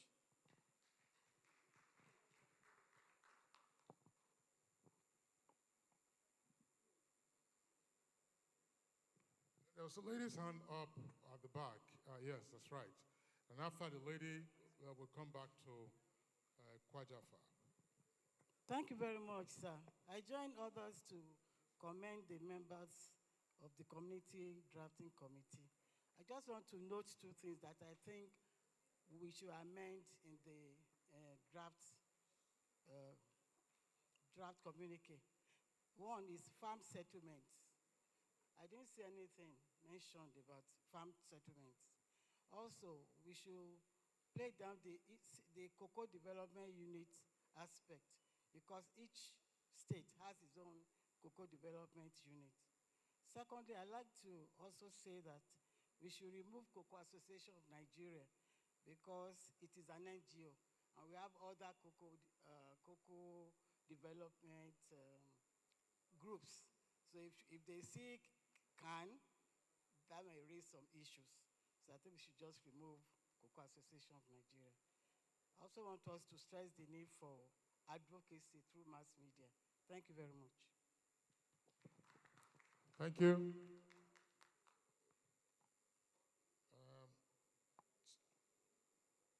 All right, well, there's a lady's hand up before Dr. Kwajafa, so she's intercepting the microphone. We'll give her the benefit. Thank you so much, sir. Please, all protocols observed, please. I would like us to also add to the communique the need for local government to take up responsibility of adequately supporting the farmers as to reduce harvest losses. 2, I would also like us to include the need for monitoring, policy monitoring and evaluations with respect to reducing harvest losses. Thank you so much.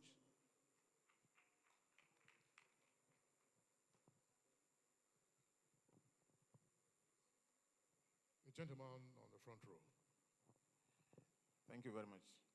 I'd like to join hands in commending the communique drafters for a job well done.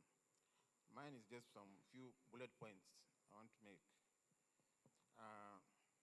The comrade Labaran Maku re-echoed the re-establishment of commodity boards. That should be in the communique. Creation of textile fund from textile adjustment tax collected by customs at the Bank of Industry. Deployment of the treatment of land degradation and soil test at the Federal Ministry of Agriculture. Commend the President on the relaunching of Nigeria First policy.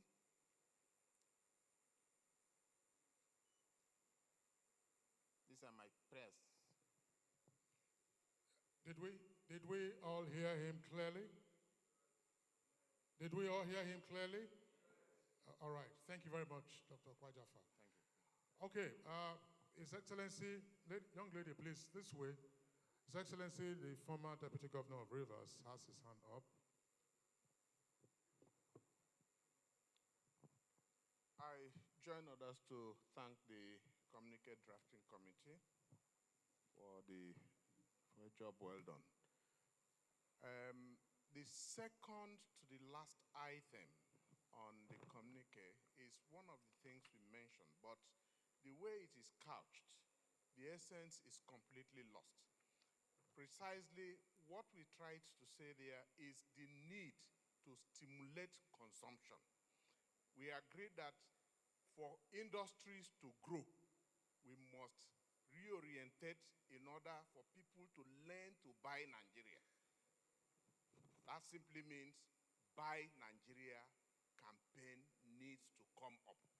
And unless we are able to reorientate our people to buy Nigeria, the industry still cannot come up. Because unless there is consumption, there is no way the industry can come up. And then the need for the federal government to also create policies, naturally, policies that will naturally make it difficult for dumping to take place. So I want that to be incorporated properly and mentioned in such a way that the essence will be captured. Thank you. Your Excellency, thank you very much for that intervention. I was just wondering, Dr. Kwajafa made a point that the conference or the forum should commend President Bola Ahmed Tinubu for Buy Nigeria First policy. which will be in sync with part of what you are saying. Is that correct, Your Excellency? Is that correct, Your Excellency? Yes, sir. All right. Please, when distinguished Senator Anyam Pius Anyam, the President of the Fourth Senate, presented his chairman's listing, he came up very well on that. And whatever we do, we take it from that. It is very clear and straight. I don't want to dabble into unnecessary politics. We will take points that will help our country in our own way, that we can stand at any point with anybody and defend and argue it. It is not by distance. That point was clear. The communication committee will do these things, and we will continue to. Don't forget, there are 3 of us that we signed it. If you recall, that of last year was like a book, but at the end of the day, we came up with, and these points raised now, even without taking notes, I think something is recording it very well, and I will try as much as humanly possible to ensure that none of the vital points will miss from that. Thank you for emphasizing that. We will look at those critical issues. And Mrs. Ajao, thank you for pointing out that when I delivered my welcome address, I said the Forum of Former Deputy Governors of Nigeria in the year 2017 incorporated an NGO, the Sustainable Cocoa Initiative, working with stakeholders to improve on this. I think we will take it from there. We are not, stakeholders is not only Cocoa Association of Nigeria. There are many stakeholders, and they are part of it. We are mindful of those issues, and we won't make the mistake of falling into the trap of wranglings. So thank you very much. Another thing I want to comment on, somebody suggested that the local government councils should help farmers to reduce post-harvest losses. And Chief Raf Ebu said how. I said the only way they can be of essence there will be by doing feeder roads, grading the roads to the farms so that the farmers can come out quickly to sell their goods.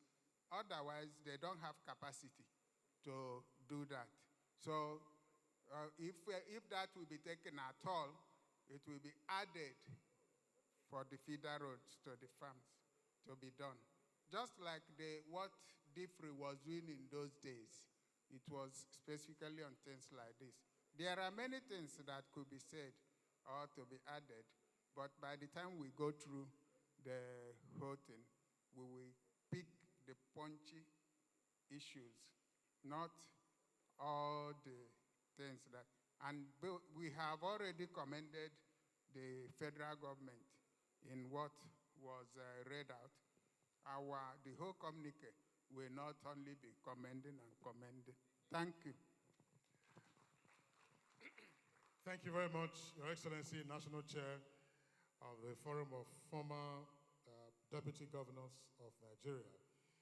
Your Excellencies, we have listened to the draft communique, and we've also had the opportunity of our comments, observations, and suggestions for the improvement of the communique so that the final product will be in accord with the resolutions arrived at the two-day Annual National Conference of the Forum of Former Deputy Governors.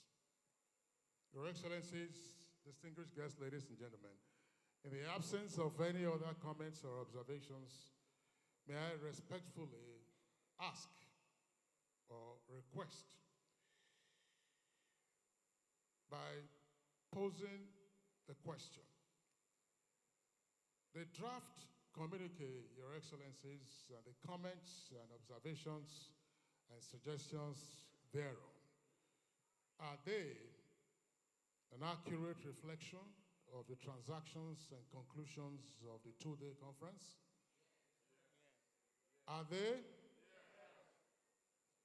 If your response is no, please kindly say so. So, this is not a parliament. The yeses, if you may say, have it. Let's give each and every one of us a round of applause. We therefore like to congratulate the forum on the conclusion of the deliberative sessions of the 4th Annual National Conference. But there will be a formal vote of thanks. It's now my pleasure to once again invite to the microphone Her Excellency, the former Deputy Governor of Plateau State and former Honorable Minister of Women Affairs, Pauline Tallen, to give the vote of thanks on this occasion.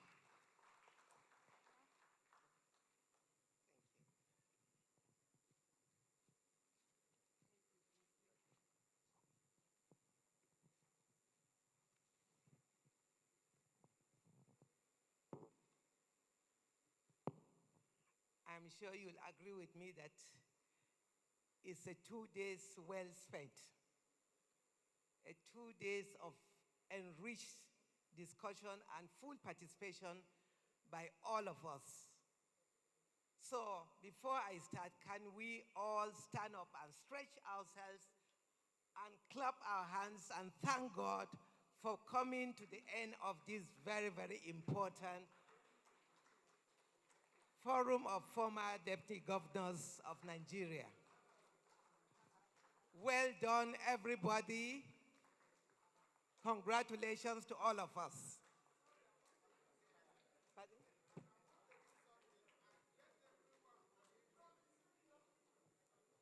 When I finish, Abi? No. Okay. Hold on. Okay. Hold on.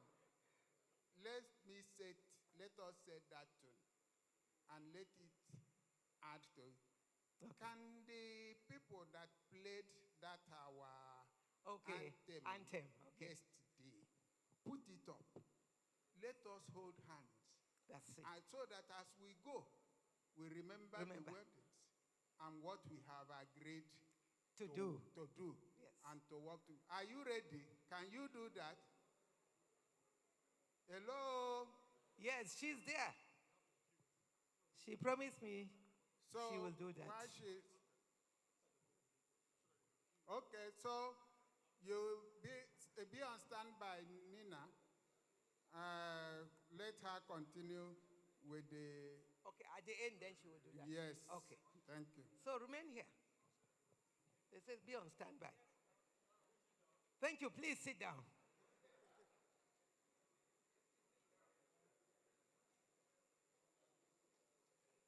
I want to start by thanking the Almighty God for granting all of us journey mercies from our various states, from our various, wherever we are coming from, all over the country, to be here since Monday.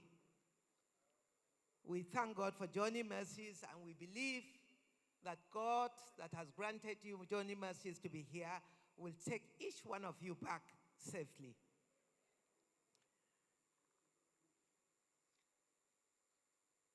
We want to also acknowledge the governors that have been quite supportive and stood by us, particularly yesterday as we declared this forum open.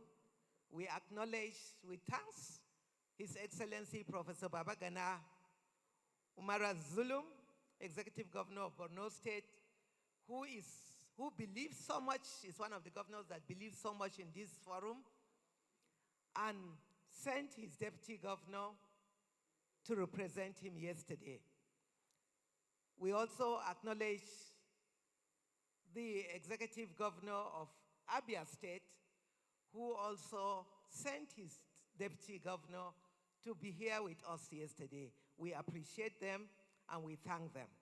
We want to put on record to specially thank His Excellency, the former Senate President of the 4th Senate, distinguished Senator Pius Ayim, who is the chairman of the conference and was here yesterday with us.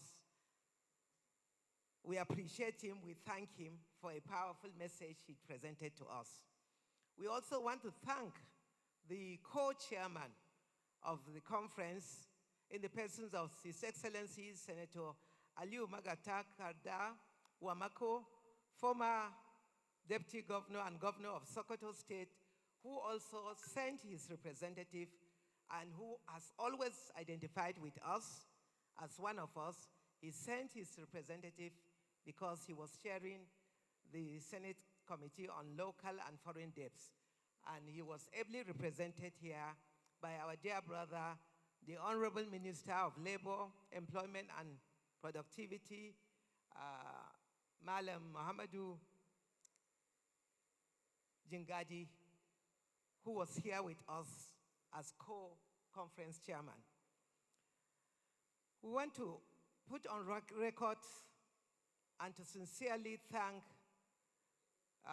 His Excellency Senator Abdulaziz Yari, who also sent a representative today to stand in for him. We thank all our resource persons. We thank the Honorable Minister of Health, Professor Ali Pate. We thank the Inspector General of Police, who also sent a representative yesterday. We thank all the resource persons, members of the panel who participated actively in the conference both yesterday and today. We want to specially acknowledge the keynote speaker, Professor Tanko Ishaya, the Vice Chancellor of University of Jos, who gave us a powerful keynote address yesterday. We appreciate all our speakers and all our guests that are here. We want to specially acknowledge and thank the Ambassador-designate of Poland, Mr. Michael Sigan of the Embassy of Poland, who was with us throughout yesterday. I've acknowledged our resource persons, our panelists, and all coordinators. We want to put on record to specially thank our engine room, headed by our indefatigable national chairman of this forum. You will agree with me that our national chairman, I wonder whether he hardly have time to sleep, because he thinks and speak of former Deputy Governor's Forum, finding ways and areas to see that this forum survives, this forum is visible, this forum is acknowledged. Can we please give a big round of applause to our national chairman? Well done for leading well, for coordinating us well, and for being a very, very committed chairman. No wonder he has been re-elected for the second time to chair this very important forum. Well, as he said earlier on, he cannot do it alone. I want to specially acknowledge and thank all members of this forum, all former deputy governors, particularly our elder statesman, our Baba, the eldest who has so much in his heart and mind. Can all the former deputy governors, old and young, stand up for special acknowledgement? Chairman, lead your people. Give them a big round of applause. Thank you, thank you, thank you, thank you. but we still have a lot to do to fish out our other members, especially on my own part. I have been calling and reaching out to our female members. We are calling with a loud voice that this is a formidable group, and you can see how the conference chairman really celebrated us yesterday. Senator Pius Ayim, the former Senate president, said it loud and clear that this forum of former deputy governors is the most formidable forum of those that have left office that is standing today. So we cannot afford to fail. No wonder this, our anthem, has to be played at the end of my presentation of vote of thanks. We thank all our ushers. We appreciate you all. The Secretariat, you've done very well. Our indefatigable DG, Kenneth, where are you? And your team, we appreciate you all. Well done, well done, well done. I want to acknowledge the military band who have been spicing this conference with beautiful music and making sure that we stay alert. I want to especially acknowledge the youths, both male and female youths that are here. Can you stand up? Because all we are doing is for you. You are the future leaders. We appreciate you. We thank you for being so visible. And you've been here since yesterday. Thank you. I'm sure you all participated in the 3 groups during the communique. A lot must sing in you that the better Nigeria of tomorrow lies in your hands, and you must start living and acting as true patriotic Nigerians. Thank you. I also want to place on record all friends of this forum. The chairman has acknowledged you intermittently throughout the conference since yesterday and today. We appreciate you. And I want to use Alhaji Salisu Ahmed Ingawa as a point of contact to all the friends and elder statesmen that are here. We appreciate you for staying up to the end of this conference with us. Words cannot thank you enough. I believe that the love that has joined us together and brought us here since yesterday has seen us through to the end of this conference today.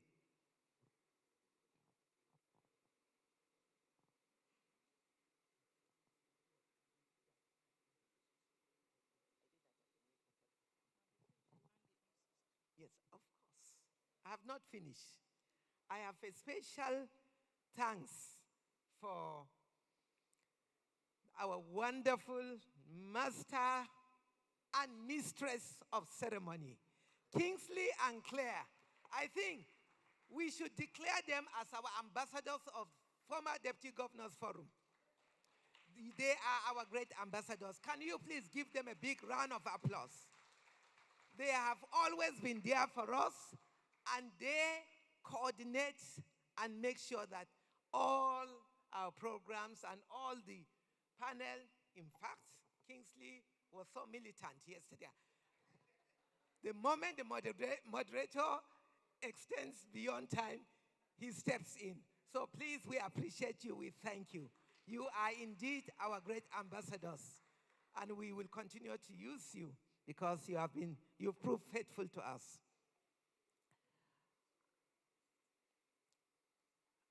For the members of the Governors Forum, you remember during our meeting after the Congress on Monday, I announced and reminded us that we lost one of our members, former Deputy Governor of Nasarawa State, Solomon Ewuga, distinguished Senator Solomon Ewuga, and I put the program already is on the platform. So the program starts tomorrow. Those that are not going back to their various states, if you are in town, please look at the program. It starts tomorrow, next tomorrow, and final interment on the 1st. So I'm begging all of us to kindly join in the night of tribute tomorrow, if it is possible, because we must show solidarity to one of us. And finally, once again, I want to thank each and every one of you. You've all done well. This is one of the rare conferences that since yesterday, the hall has been full to the end, and even on the second day. We appreciate each one of you for the support, dedication, and concern that you've shown us. Let's give ourselves a big round of applause again. Thank you, thank you, thank you. So finally now, I will hand over the microphone to our great ambassador here, who will sing our anthem, and we'll join hands together as we go in unity until we meet again next time.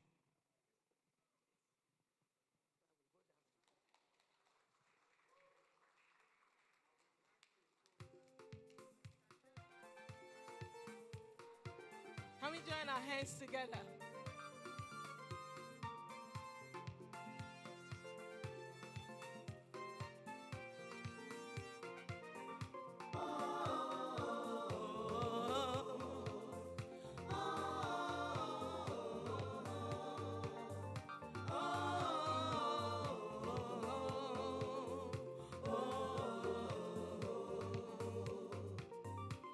FFDGN, united we stand.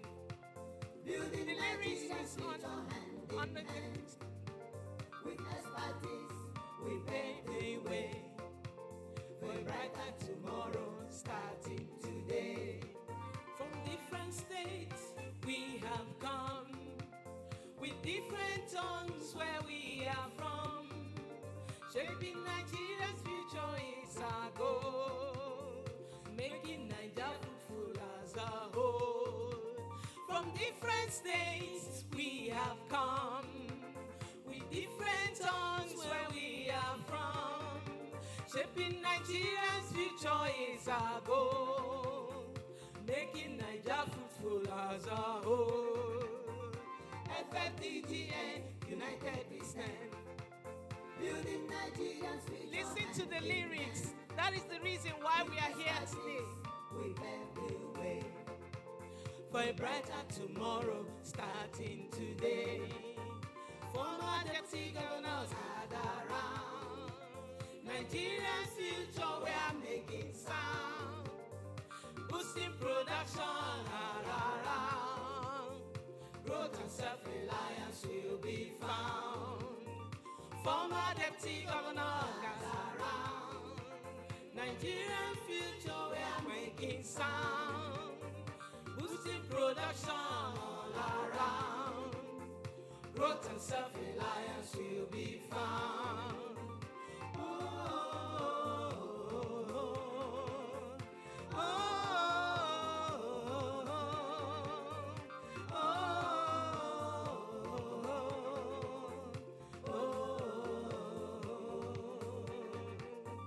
FFDGN, united we stand. Building Nigeria's future hand in hand. With expertise, we pave the way for a brighter tomorrow starting today. Let's sing it one more time. FFDGN, united we stand. Building Nigeria's future hand in hand. With expertise, we pave the way for a brighter tomorrow starting today. Thank you. Thank you. Wonderful. Thank you, Nina. Thank you, Nina. Thank you very much. Thank you. Distinguished ladies and gentlemen,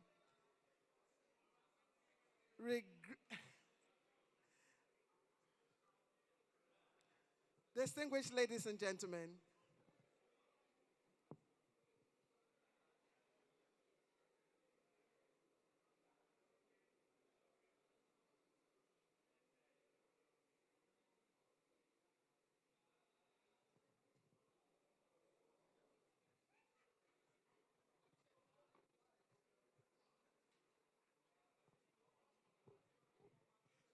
My dear colleagues, you recall that at the Congress, we had a minute silence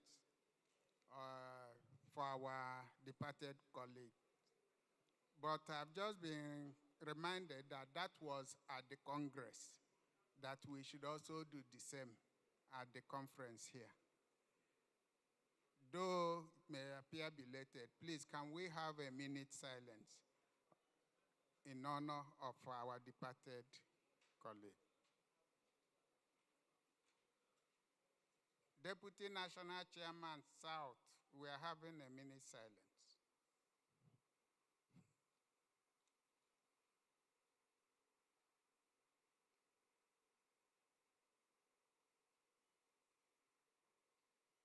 May the soul of our departed colleague, Ewuga, rest in peace.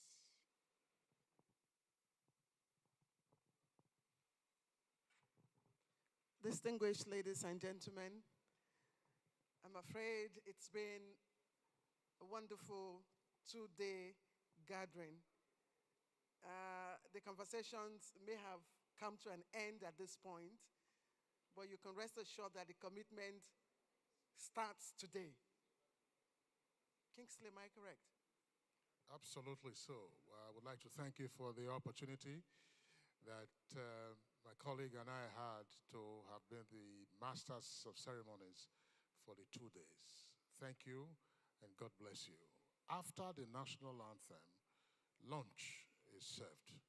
And the procedure, I understand, is like we observed yesterday. Your Excellencies, distinguished guests, ladies and gentlemen, to close, we'll take the national anthem. Please just know that this is not goodbyes. This is recess for implementation. Thank you.